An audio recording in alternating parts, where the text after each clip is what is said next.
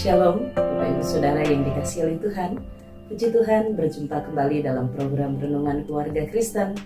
Mari kita bersama berdoa sebelum kita merenungkan firman-Nya. Bapa kami yang di sorga, terima kasih untuk kebaikan Tuhan. Terima kasih pertolongan Tuhan.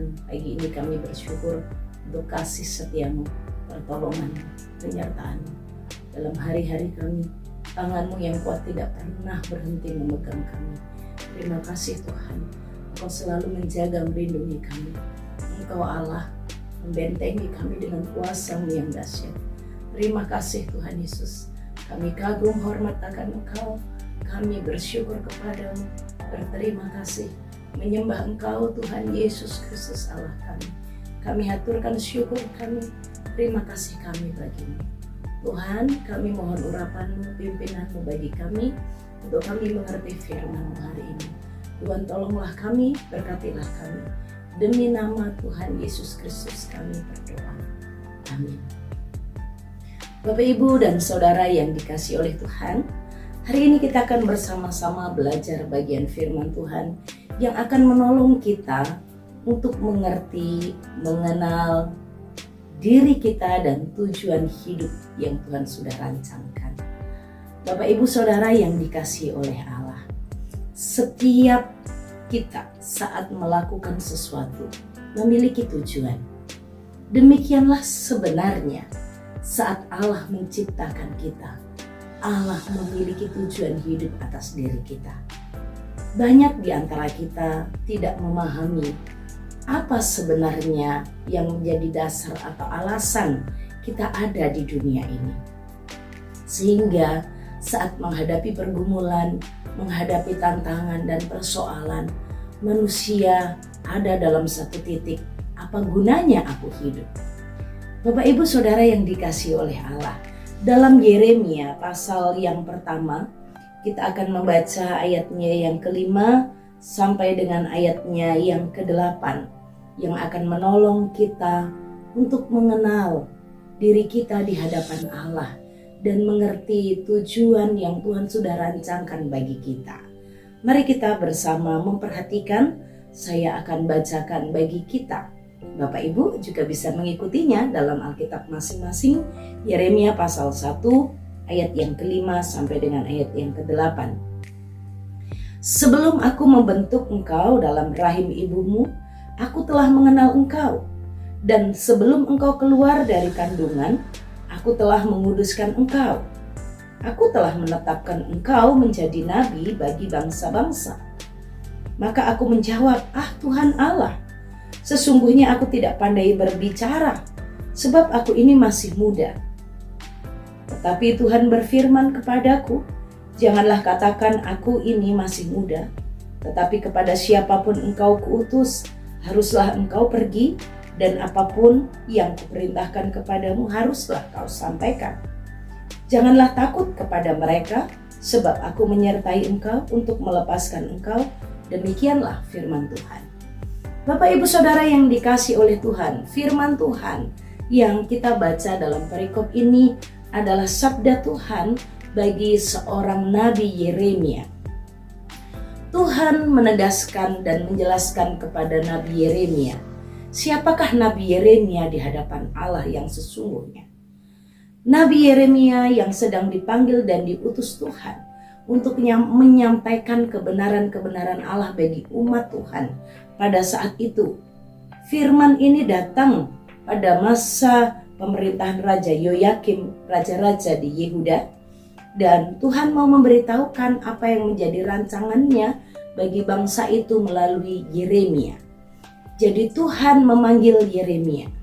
Dan saat Tuhan memanggil Yeremia, Tuhan menjelaskan kepada Yeremia bagaimana Allah mengenal pribadi Yeremia dengan utuh. Bahkan Tuhan menjelaskan, Tuhan mengenal pribadi Yeremia melebihi dari dirinya sendiri, melebihi dari Yeremia mengenal dirinya. Karena banyak hal yang tidak Yeremia mengerti tentang dirinya, tentang tujuan hidupnya bagi dia. Firman ini meneguhkan Yeremia bagaimana Tuhan sebelum membentuk Yeremia dalam rahim ibunya, Allah telah mengenal, Allah telah menguduskan, Allah telah menetapkan. Bagian ini bukan hanya untuk Nabi Yeremia, tetapi untuk saya dan Bapak Ibu Saudara. Mengingatkan betapa Allah sangat mengenal kita. Kita ada dalam pikiran Tuhan. Sebelum kita dibentuk di dalam rahim Bapak Ibu Saudara. Saya dan Bapak Ibu Saudara mengenal diri kita sesudah kita mulai memiliki pemikiran. Siapa saya? Laki-laki atau perempuan? Pengenalan yang sangat dangkal terhadap diri sendiri. Pengenalan yang hanya sekedar status kita. Kita keturunan dari mana, suku apa. Bahkan kadang kita tidak memahami gejolak-gejolak yang terjadi dalam diri kita. Pemikiran kita, hati kita. Kita sendiri tidak mengerti saat menghadapi pergumulan, persoalan tertentu. Kita menjadi sangat lemah, kita menjadi tidak mampu.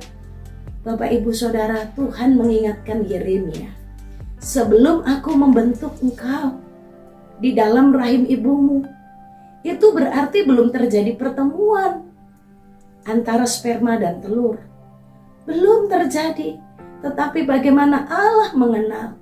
Bahkan sebelum engkau keluar dari kandungan, aku telah menguduskan engkau. Allah telah mengerti apa yang menjadi rancangannya bagi setiap kita. Aku telah menetapkan engkau. Yeremia telah ditetapkan menjadi hamba Tuhan, menjadi pemberita firman Allah, menjadi penyampai kebenaran bagi pemimpin-pemimpin, bagi raja-raja, pemimpin-pemimpin agama waktu itu. Setiap pribadi kita sesungguhnya dikenal oleh Tuhan. Bapak Ibu Saudara, jika kita ada dalam titik tidak memahami siapakah diri kita, tempat yang paling tepat bertanya adalah Tuhan.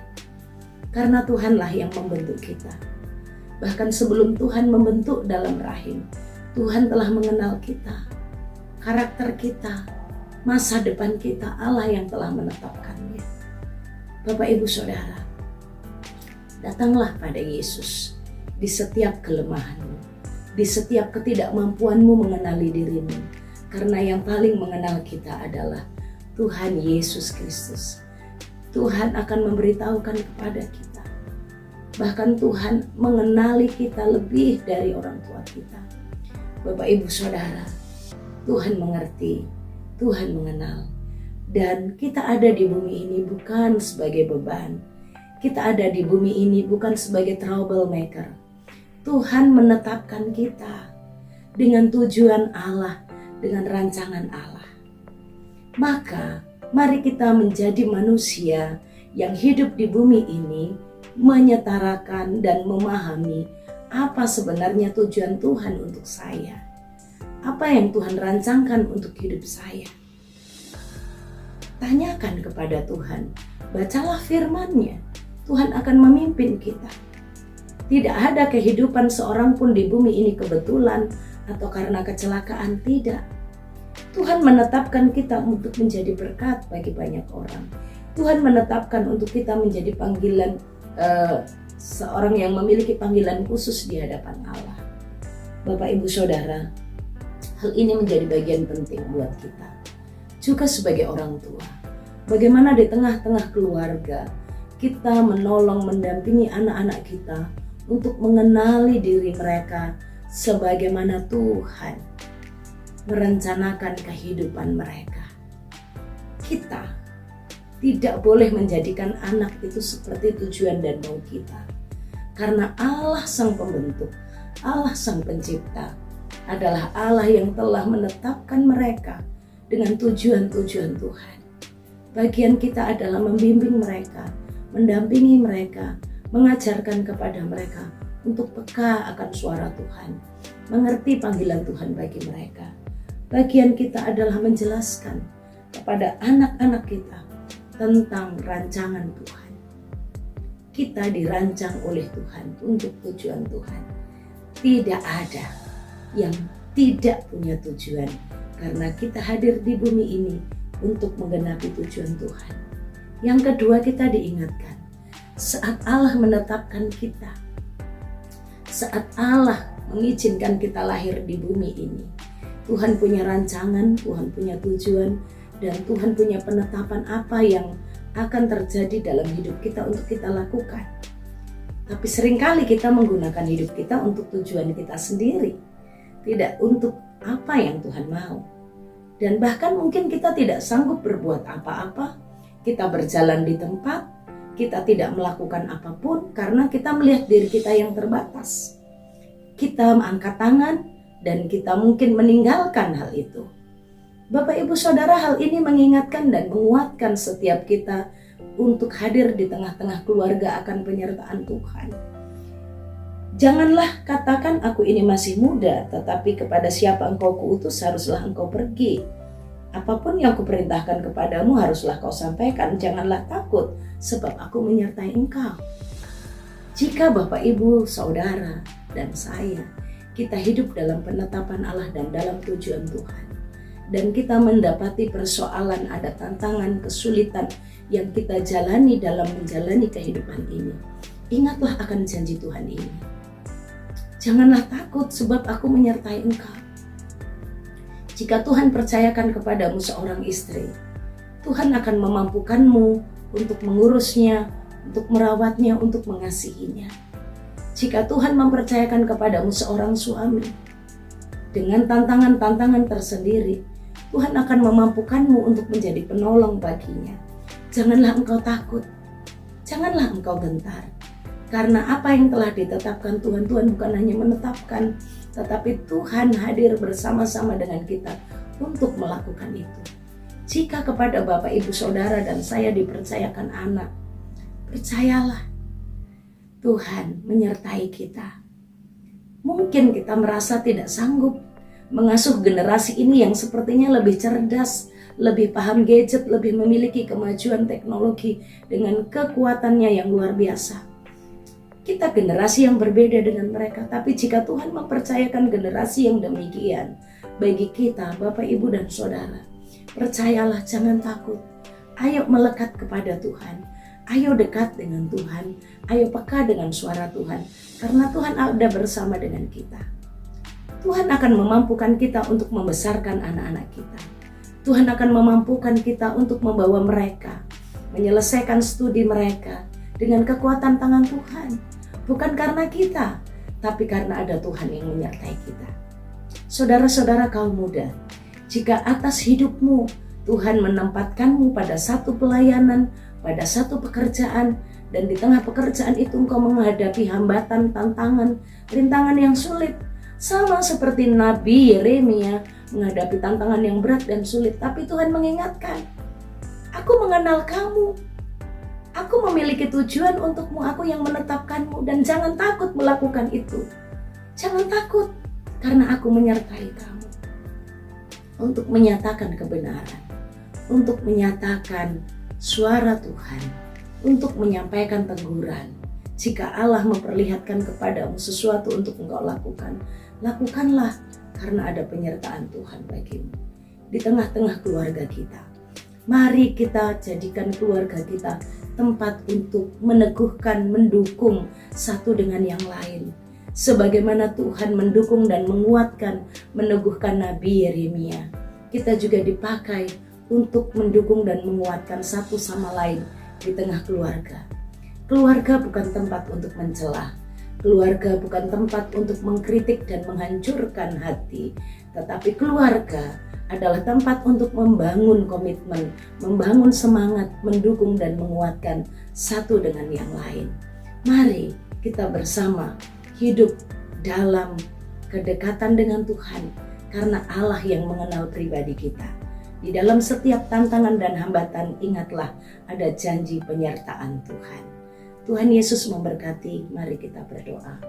Bapa kami yang di sorga, terima kasih untuk firman-Mu. Tuhan, tolonglah kami mengerti apa yang Tuhan rancangkan dalam hidup kami. Bapa, kami bersyukur bahwa di tengah tantangan, hambatan, dan kesulitan, bagian dari kehidupan yang harus kami jalani, kami diingatkan Tuhan ada bersama dengan kami. Mampukan kami menjadi orang tua, mampukan kami menjadi pelayan Tuhan, mampukan kami menjadi penegak kebenaran. Tuhan, tolonglah kami, bagian dari satu keluarga Tuhan, saling mendukung satu dengan yang lain.